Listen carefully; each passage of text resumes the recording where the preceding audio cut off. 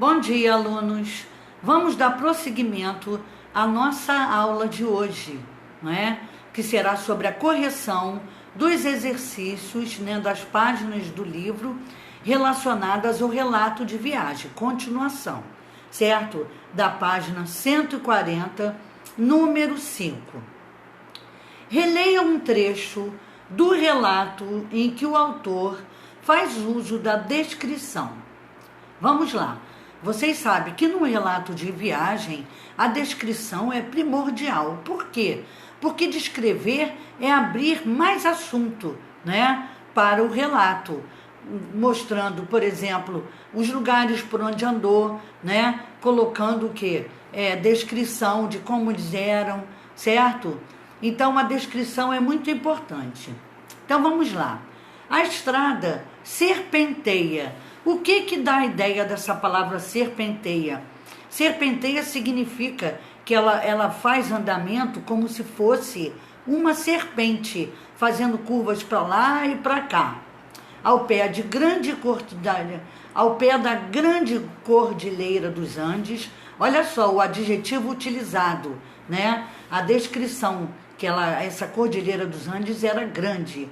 E depois desce bruscamente, utilização de advérbios para mostrar o modo, como ela desce, até chegar a uma pequena cidade feia e triste, adjetivos utilizados para descrição da cidade, que era pequena, feia e triste, mas rodeada por montanhas maravilhosamente cobertas de árvores, ou seja, o modo como essas árvores eram, aliás, como eram as montanhas, eram maravilhosamente cobertas de árvores. São Martim fica nos declives verde-amarelos, as cores dos seus declives, que terminam nas profundezas azuis do lago Lacar. Outro adjetivo utilizado para descrever o lago Lacar.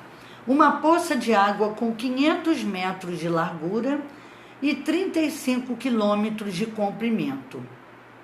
Os problemas de clima e de transporte da cidade foram resolvidos no dia em que ela foi descoberta como um paraíso turístico e teve seu pão com manteiga assegurado.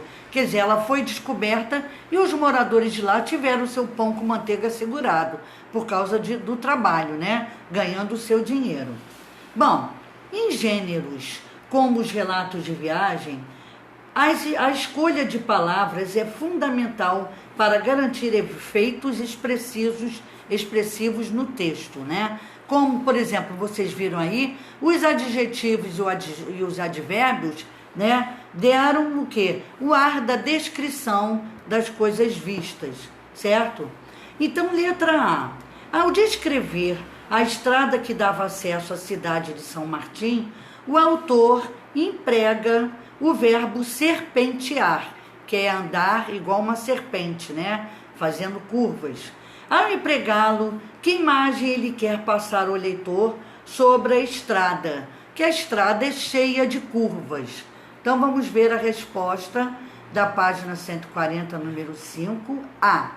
A imagem de uma estrada cheia de curvas, com os movimentos realizados, por uma serpente. Então, dá a ideia de serpentear. Letra B.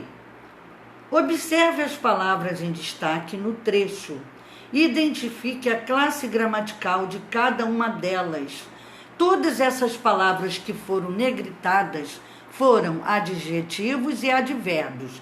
Então, vamos lá. Os advérbios foram empregados quando colocaram a palavra grande, pequena, feia, triste, verde-amarelos e azuis, E os advérbios quando indicaram o modo, bruscamente, o modo, e maravilhosamente. Então, vamos ver as respostas. Os adjetivos foram grande, pequena, feia, triste, cobertas, verde-amarelos e azuis. E os advérbios foram bruscamente e maravilhosamente. Observe como foi o modo, foi utilizado o modo, né? Então, geralmente as palavras que são advérbios do modo terminam em mente. Vamos a seguir. C. Qual é a importância de todas as palavras como essas em um trecho descritivo? Os adjetivos descrevem e os advérbios mostram o modo. Então, essa é a finalidade. Os adjetivos vão contribuir com a descrição de lugares, dos objetos, das pessoas que foram vistas, entre outros. Já os advérbios se referem ao modo como as situações ocorreram e se apresentaram. Então, já sabe que no relato de viagem são utilizados para descrição os advérbios e os adjetivos. Letra D. Em um relato de viagem é comum aparecer a descrição de pessoas, de lugares, de objetos, as rotas, seguidas e distâncias percorridas. Vamos ver a pergunta da letra D. Com base nas respostas anteriores, explique a função da descrição em um relato de viagem. Contribui para o leitor visualizar melhor o cenário, porque vai passando a descrição e o leitor que está lendo o relato de viagem vai fazendo o quê? Vai visualizando melhor o cenário, vai imaginando mais. Então, a descrição, ela contribui para que o leitor possa visualizar melhor o cenário, os elementos que aparecem no relato, as circunstâncias e o modo como algumas situações, alguns eventos ocorreram ou se apresentaram. Continuando, página 141, número 6. Além de São Martim de los Andes, Che Guevara e Alberto Granado, os dois amigos que saíram numa aventura pelas estradas da Argentina até a Venezuela, de moto, passaram por muitas cidades nos 5 países da América do Sul que atravessaram. Veja algumas delas: Valparaíso, no Chile, Córdoba, na Argentina, Cusco, no Peru, Bogotá, na Colômbia e Caracas, na capital da Venezuela. Agora, a sugestão é dos alunos se dividirem em grupos, mas vocês não estão na escola, Então, cada um irá pesquisar a respeito de uma dessas cidades, Para isso, consultem livros, jornais, revistas ou sites da internet. Vejam também fotografias. Em seguida, vocês deverão descrever essa cidade de modo que os leitores consigam criar uma imagem visual dela. Então, aí é uma resposta pessoal, criatividade de vocês. Página 143. Na página 142, foi mostrada um outro texto, de relato pessoal, que também fala sobre uma viagem realizada por Amir Klink da África do Sul ao Brasil, Ele estava nervoso no dia. Por quê? Porque ele ia atravessar o Atlântico até chegar no Brasil, em um veleiro. Então, a leitura aí vocês vão ler e vocês vão ver as aventuras vividas por ele. Letra A, da página 143, número 7. Que experiências são relatadas nesse texto? São relatadas, a partida de Klink, de Amir Klink, numa viagem em que ele sai da África, para o Brasil em um veleiro, certo? Então, são relatadas, são mostradas, contadas as experiências da partida da viagem dele, desse navegador aí, Amir Klink, da África para o Brasil em um veleiro. Pensa bem, quantas coisas foram visualizadas por ele, quantas descrições ele fez, né, para ampliar o seu escrito. Então, vamos agora ver a letra B. Observe algumas palavras empregadas no texto. Esse texto mostra as palavras cais, né, que tem a ver com o veleiro onde estava. Atracados, né, são palavras que mostram onde os veleiros ficam atracados, no cais. A baía, pesqueiros, âncora, barcos, porto, proa, mastros. Tudo tem a ver com uma viagem realizada. São palavras que mostram o desafio de alguém, né, num relato de viagem, mostrando, né, detalhadamente as coisas que realizou e que viu. O que essas palavras revelam sobre o espaço onde ocorreram as aventuras de Amir Klink, né? Mostram as aventuras que ele passou nos mares, né? Então, revelam que a aventura se passou no mar, porque todos esses nomes têm a ver com a parte marítima. Letra C. Observe os verbos destacados no trecho a seguir. E como passaporte diário e livros de bordo debaixo do braço, subiu os degraus gelados da escadinha de ferro e fomos atrás da única luz acesa no porto. O oficial da imigração, especialmente arrancado da cama para a ocasião e com cara de quem não estava muito acostumado a madrugar, a acordar muito cedo, colou as estampilhas, carimbou e finalmente assinou os meus papéis. E assim, às 6h do dia 10 de junho de 1984, uma gelada manhã de domingo, eu estava oficialmente autorizado a deixar o porto de Luderitz, na Namíbia, antiga África do Sudoeste, com destino ao Brasil, remando, né? Em que tempo verbal eles estão? Os verbos empregados aí estão no passado, no pretérito perfeito, né? Por quê? Né? Porque esse tempo verbal é predominante. Porque antes dele escrever e narrar o seu relato de viagem, ele passou pelas histórias que ele se deparou durante a viagem. Então, foram relatados no passado, né? Eles estão no pretérito perfeito, porque normalmente nos relatos de viagem, os fatos relatados ocorreram em momento anterior ao do relato escrito. Ele só foi escrever o seu relato escrito depois que vivenciou a viagem. Então, fica no pretérito perfeito. Letra D. Em determinado momento do relato, Amir Klink afirma que estava nervoso ao deixar a África. Explique por que ele se sentia assim. Porque ele ia curtir uma viagem longa, desafiadora, né? Lá,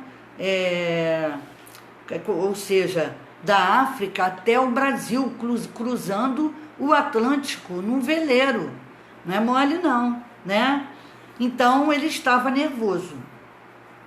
Resposta. Porque ele estava nervoso, pois iria começar sua aventura em alto mar, cruzando o Atlântico com destino ao Brasil em um veleiro. Quer dizer, é uma viagem e tanta, né? É para deixar todo mundo nervoso. Na página 144 tem esquematizando aí, né? Para a gente resumir o relato de viagem. O relato de viagem, o público-alvo, são pessoas que se interessam por aventuras, viagens e relatos. Se eu gosto de viagens, eu vou procurar leituras relacionadas a aventuras, né? O objetivo do relato de viagem é relatar situações vividas durante uma viagem, expondo ainda sentimentos e sensações que a pessoa sentiu. Características. No relato de viagens, o relato de situações reais que ocorreram com uma pessoa. Então, os relatos são verdadeiros, existem mesmo, existiram, são reais. Emprego da primeira pessoa do discurso, que sou eu. Quem está relatando é a primeira pessoa, que está contando o que aconteceu na viagem com ela. E tem que ter os marcadores de tempo, quando aconteceu, onde aconteceu, né, como o tempo e o lugar. E a descrição. Um relato de viagem é descritivo. Por quê? Porque há necessidade de escrever para o leitor saber mais coisas, né? De forma minuciosa, saber mais. Vamos agora para a página 145, ampliando a linguagem. Agora nós vamos entrar nas expressões idiomáticas, né? As expressões idiomáticas são expressões que devem ser interpretadas pela pessoa. Ela não tem o sentido literal, o sentido real da palavra, né? Para você, são palavras ou expressões que a gente tem que interpretar, ou seja, que não podem ser interpretadas de forma real, literal, tá? Então, em nosso dia a dia, costumamos utilizar expressões que não podem ser interpretadas de forma literal, real. Ou seja, termos ou frases que assumem significados diferentes daqueles que as palavras teriam isoladamente, visto que essas expressões assumem sentidos diferentes, dependendo do contexto em que são empregadas. Essas expressões são chamadas expressões idiomáticas, elas têm que ser interpretadas. Então vamos ao número 1. Releia a seguir os trechos do relato de viagem de Che Guevara. A. Começamos a voltar para o galpão ao pôr do sol e estava tudo escuro antes que chegássemos lá. Tivemos uma surpresa agradável quando descobrimos que Dom Pedro Olate, o vigia, estava nos preparando um churrasco. Comemos como leões, só para não perder o hábito. Então, comemos como leões, né? Está comparando a fome deles em relação ao leão, que é voraz, que come demais, né? Então, uma expressão dessa é preciso ser interpretada. Comer como leão é comer demais, em demasia, bastante, né? B. Como sempre acontece em qualquer churrasco, havia carne demais para o número de convidados. Logo nós tivemos carta branca. Ter carta branca, gente, aí é outro tipo de expressão idiomática, né? Você tem que interpretar o significado. Carta branca é você poder fazer o que quiser, né? Para seguir nossa vocação de camelos. Letra A. Com que sentido a expressão com destaque no trecho A costuma ser empregada no dia a dia? Essa expressão, comemos como leões, é comer muito, com muita vontade, né? Igual quando a gente está na rua, chega em casa e fala para a mãe: nossa, eu estou com uma fome de leão, quer dizer, eu estou desesperada para comer, minha fome está imensa. Então, com o sentido de comer muito e com bastante vontade, voracidade, como um leão, né? Na letra B, e a expressão em destaque no trecho B? Carta branca significa permissão para realizar algo, outro tipo de expressão idiomática, com sentido de ter a permissão para realizar algo. Letra C. Que outras expressões idiomáticas podem ser usadas para dizer que alguém comeu em demasia, quando diz que a pessoa tem um estômago de avestruz, não é? Ou então, ela é boa de garfo, come muito. Então, são expressões idiomáticas também. Dizer que a pessoa tem estômago de avestruz, é boa de garfo. Então, essas expressões, gente, foram adquiridas, né, por nós através das pessoas, certo? São expressões idiomáticas. D. Essas expressões costumam ser usadas em situações de formalidade ou de informalidade. De informalidade, né? Com bastante intimidade com as pessoas. Então, no sentido de informalidade, pois são expressões usadas no dia a dia em situações comunicativas e informais. Página 146, número 2. Veja o número 2. Leia a tirinha com alguns personagens da turma do Chachado. Olha só a cara de pau de Artuzinho. Cara de pau também é uma expressão idiomática, né? Quer dizer, sem vergonha que ele é. Subordinando o Zé Pequeno, o juiz do jogo. Subordinando é tentar comprar o juiz para poder ganhar algo em troca, né? E ainda dizem que o futebol é uma caixinha de surpresas, ou seja, outra expressão idiomática, tudo pode acontecer. Naquele caso, é uma caixinha cheia de bombons de chocolate, porque ele subornou, está tentando subornar para poder dar ao juiz uma caixa de bombons, né? Letra A. Nessa tirinha, os personagens estão em um jogo de futebol. No primeiro e segundo quadrinho, eles demonstram insatisfação com a atitude do personagem Artuzinho. Explique o porquê dessa insatisfação, considerando que todos estavam envolvidos na mesma situação.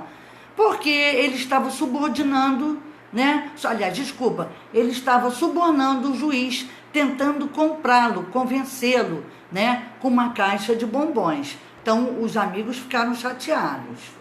Bom, a insatisfação ocorre porque os personagens desses quadrinhos pertencem ao time adversário de Artuzinho, que está mostrando uma caixa de bombons ao juiz, o que sugere a ideia de conseguir algum benefício no jogo, né?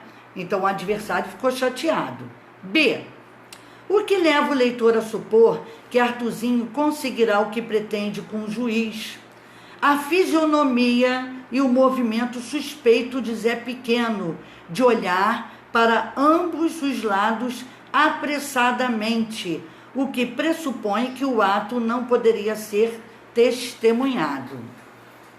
Então, a fisionomia e o movimento suspeito de Zé Pequeno, de olhar para ambos os lados, para um lado e para o outro, apressadamente, né, o que nos mostra que o ato não poderia ser testemunhado, né? Quer dizer, ele ia aceitar a caixinha. Letra C. Na tirinha foram empregados duas expressões idiomáticas. Identifique-as e explique o sentido de cada uma delas. Primeiro, cara de pau, que significa pessoa folgada, atrevida, né? E caixinha de surpresas significa algo inesperado, surpreendente, que você não espera que aconteça e acontece, né? Letra D. Há muitas expressões idiomáticas criadas com base em palavras do futebol. Faça uma pesquisa para identificar alguns exemplos e seus possíveis significados. Por exemplo, ficar para escanteio. Ficar de escanteio significa deixar algo ou alguém esquecido. Pisar na bola, fazer algo errado, inadequado, que não está certo. Pendurar as chuteiras, ou seja, aposentar-se, vestir a camisa, acreditar, defender algo. Então aí tem o quê? Expressões idiomáticas, não é? Que com um sentido diferente, né? Para a pessoa interpretar.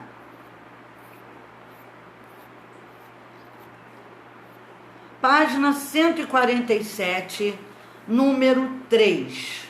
Leia a tirinha a seguir e atente para a expressão do olhar do crocodilo e para a recomendação que Ed, sortudo, dá ao réptil. Bem, está na minha hora. Amanhã eu volto para conversarmos mais um pouco. Ele está conversando com o crocodilo, né? E nada de lágrimas de crocodilo. Ou seja, o crocodilo, ele sempre é conhecido por suas lágrimas, né? Que pertence a ele, no sentido literal, real. Explique em que consiste o duplo sentido de expressão lágrimas de crocodilo e o efeito causado na tirinha. Bom, por se tratar de um crocodilo, as lágrimas dele são verdadeiras, mas no ato normal, quando pessoas falsas e fingidas choram falsamente, a gente costuma dizer que são lágrimas de crocodilo, lágrimas falsas. Então, por se tratar de um crocodilo de verdade, pode fazer referência às suas lágrimas, ou ainda a expressão idiomática lágrima de crocodilos, que indica lágrimas falsas, né? O duplo sentido é um recurso empregado para causar humor na tirinha. Então, é utilizado o duplo sentido também, para poder criar humor. Número 4. Agora leia o texto que explica o significado e o surgimento da expressão lágrimas de crocodilo. Quando uma pessoa chora, fingindo que está triste por alguém, falamos que ela está chorando lágrimas de crocodilo.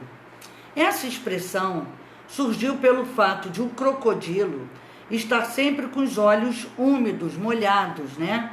Característica dos animais marinhos, pois ajuda a diluir o sal presente na água do mar e a proteger os olhos. Portanto, quando falamos que alguém está chorando lágrimas de crocodilo, queremos dizer que se trata de uma lamentação falsa, que a pessoa só está querendo causar uma boa impressão. Então, o molhadinho dos olhos do crocodilo são para proteção dos olhos dele mesmo, já são molhados.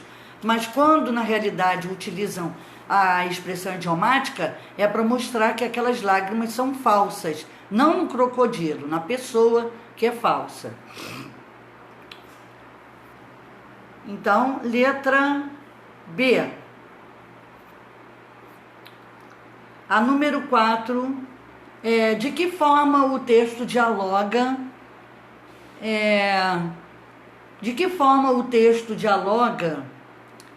com a tirinha? O texto mostra a medida em que busca esclarecer as possíveis origens da expressão. Letra C. Reescreva a fala do segundo quadrinho da tirinha, substituindo a expressão lágrimas de crocodilo por uma expressão literal que indica a ideia de falsidade. Então, aí a gente poderia dizer: e nada de chorar lágrimas fingidas. Número 4,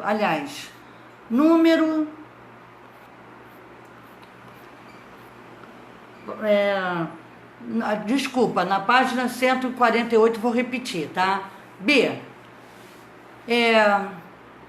De que forma o texto dialoga com a tirinha?